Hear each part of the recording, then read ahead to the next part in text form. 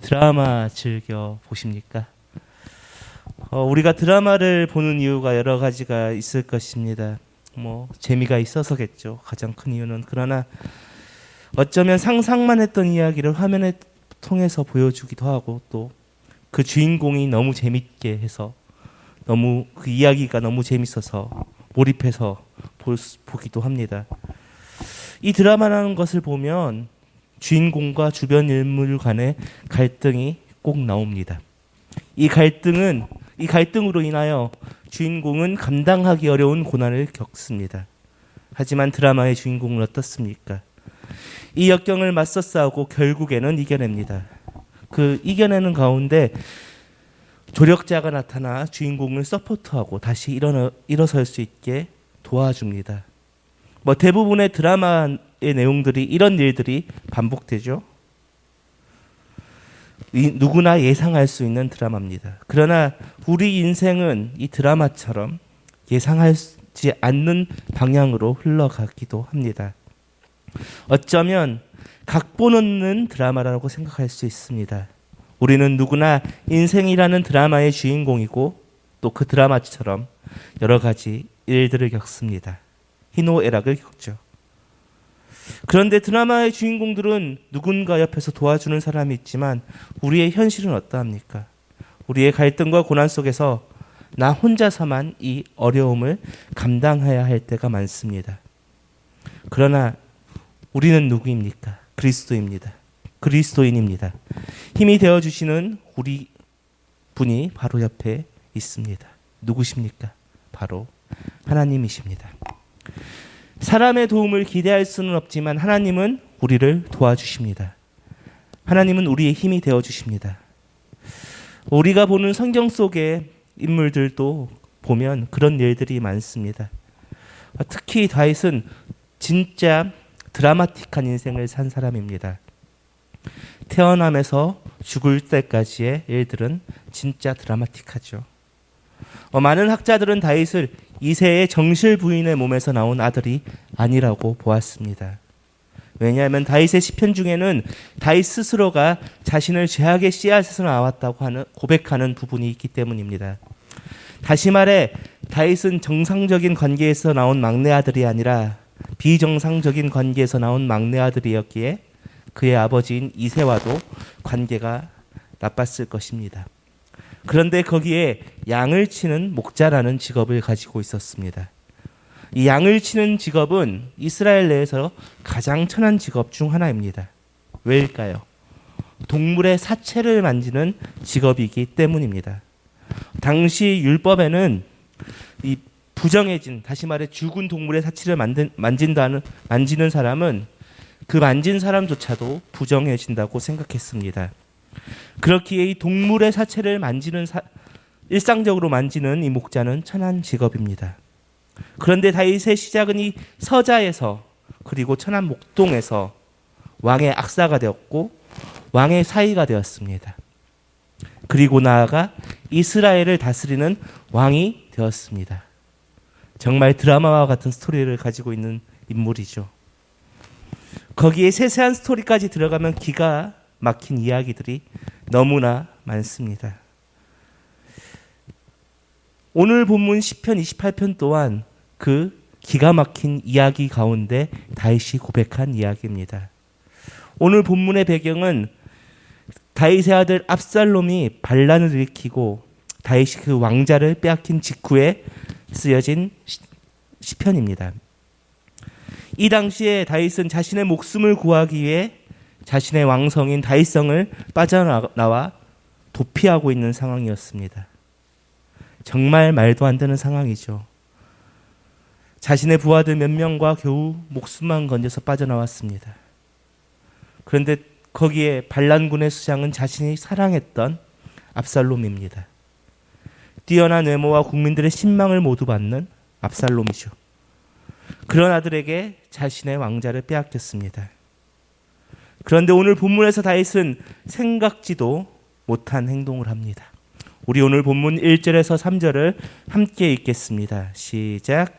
여호와여, 내가 주께 부르시오니 나의 반석이여, 내게 길을 막지 마소서. 주께서 내게 잠잠하시면 내가 무덤에 내려가는 자와 같을까 하나이다. 내가 주의 지성소를 향하여 나의 손을 들고 주께 부르짖을 때에 나의 간구하는 소리를 들으소서.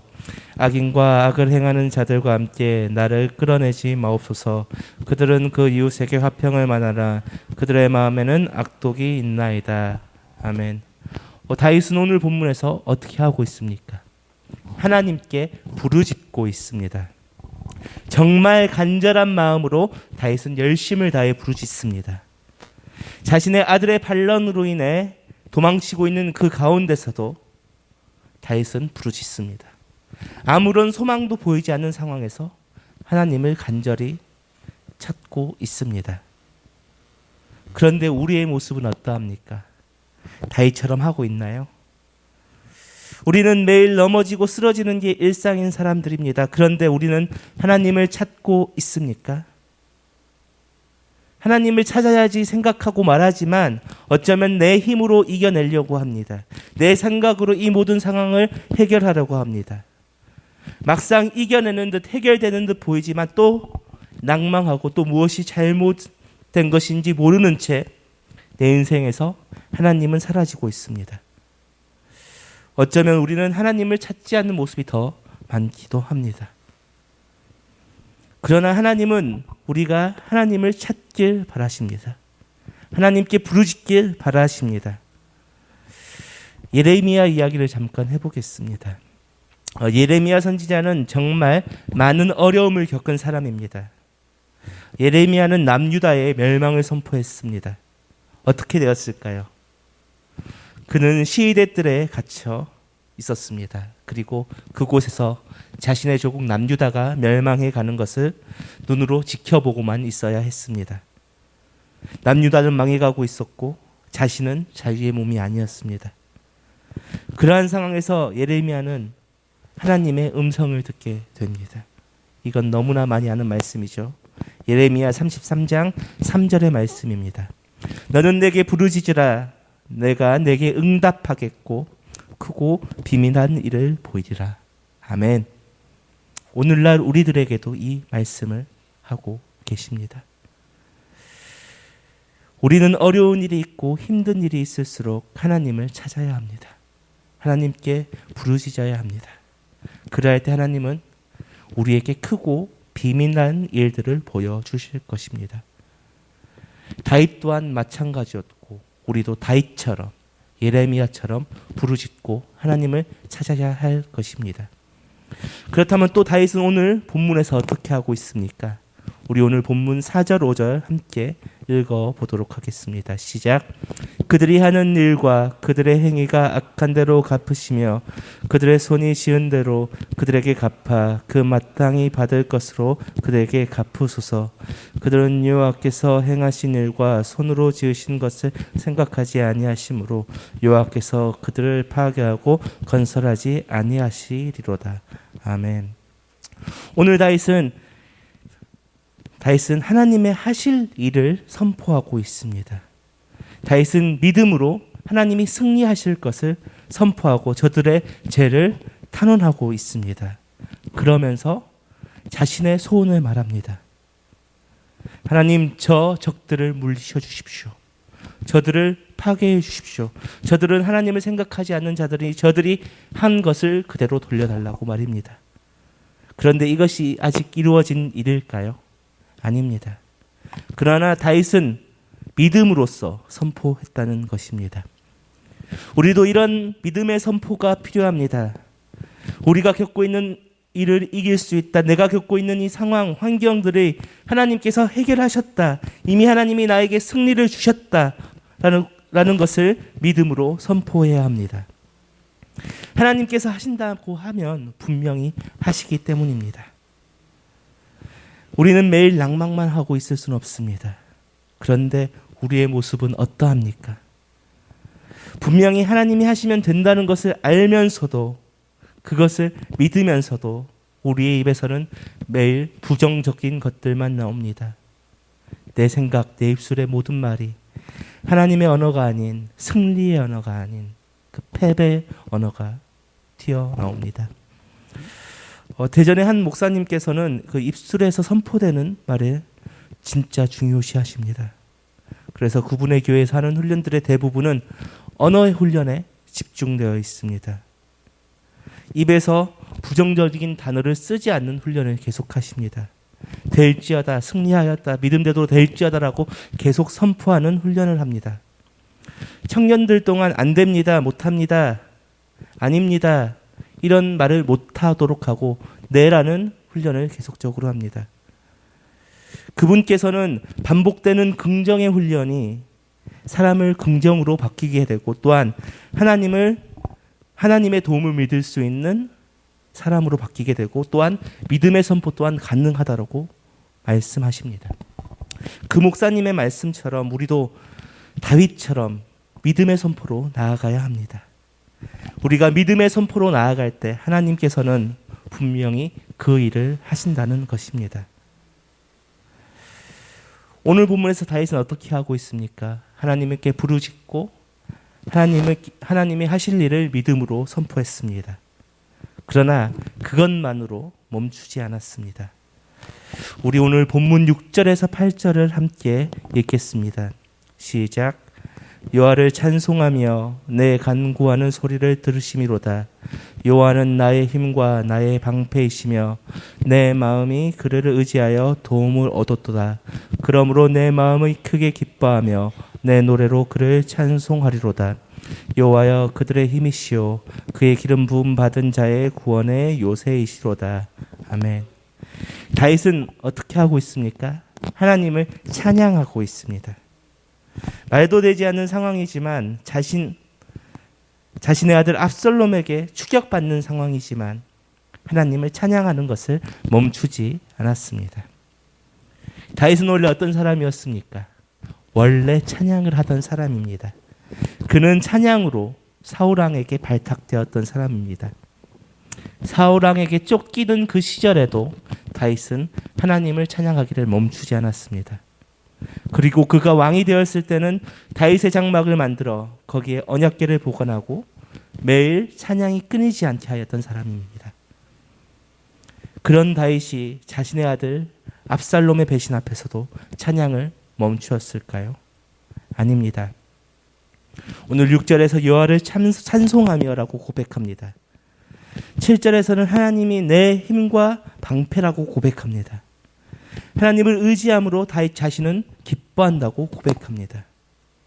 다윗은 절대로 찬양함을 멈추지 않았습니다. 그런데 우리의 모습은 어떠합니까? 조금 힘들다고 찬양을 멈춥니다. 포기합니다. 우리의 환경에 따라 예배를 포기하고 미루기도 합니다. 예전에 그 KBS에서 손양원 목사님에 관한 다큐를 제작한 적이 있습니다. 이 다큐멘터리의 음악 감독을 맡으신 분이 침례교회에서 꽤 유명하신 목사님입니다. 강은 목사님이라고 여러 앨범을 제작하셨던 분인데요. 제가 그분의 간증을 들을 기회가 있었습니다. 그런데 그분의 간증을 들었을 때 그분은 찬양의 중요성을 강조하셨습니다. 그분께서 자신의 어린 시절은 너무나 불우했다고 말씀하셨습니다. 가정폭력에 매일같이 시달렸고 친어머니는 도망가 버렸다고 하셨습니다. 그리고 몇 명의 새어머니가 들어왔지만 그 새어머니조차도 도망가셨다고 합니다. 그러나 그분은 불우한 환경 속에서도 매일같이 교회에 찾아가 피아노를 치며 찬양하고 예배했다고 고백합니다. 매일같이 찬미예수 찬양집 1번부터 끝까지 매일 반복해서 섰다고 합니다. 그런 시절을 지나고 보니 지금은 찬양 앨범을 만들고 교회를 섬기고 또한 청소년을 섬기는 모습이 되었다고 그분은 간증합니다. 강훈 목사님은 찬양에 회복이 있고 힘이 있고 찬양할 때 하나님께서 일한다고 말씀하십니다. 맞습니다. 우리는 찬양을 통해 그 일들을 이미 경험했습니다. 찬양에는 회복이 있고 찬양에는 힘이 있습니다. 또한 찬양 가운데 하나님이 일하심을 우리는 이미 알고 있습니다. 그렇기에 우리는 하나님을 찬양하는 것을 멈추지 말아야 합니다. 말씀을 마무리하겠습니다. 오늘 본문에서 다윗은 압살롬의 반란 가운데서도 하나님을 향한 믿음을 잃지 않았습니다. 우리도 마찬가지입니다. 우리는 세상을 살아가면서 많은 어려움을 겪습니다. 성경의 많은 인물들 또한 어려움을 겪었습니다. 그러나 하나님은 결탄코 하나님의 백성들을 내버려 두지 않으셨습니다. 우리 또한 하나님께서는 내버려 두시지 않는다는 사실을 믿어야 합니다. 분명 하나님께서는 그의 자녀를 붙들어 주시고 도와주시고 힘을 주십니다. 그러나 가장 중요한 것은 우리가 먼저 하나님께 나아갈 때 다윗처럼 하나님께 부르짖고 하나님이 하실 일을 믿음으로 선포하고 하나님을 찬양하는 것을 멈추지 않을 때 하나님께서는 우리의 중심과 우리의 믿음을 보시고 하나님의 놀라운 일을 행하여 주실 것입니다.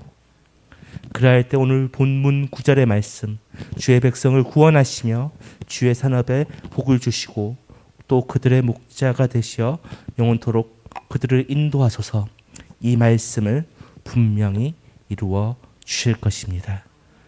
이 시간 함께 찬양으로 나아가겠습니다.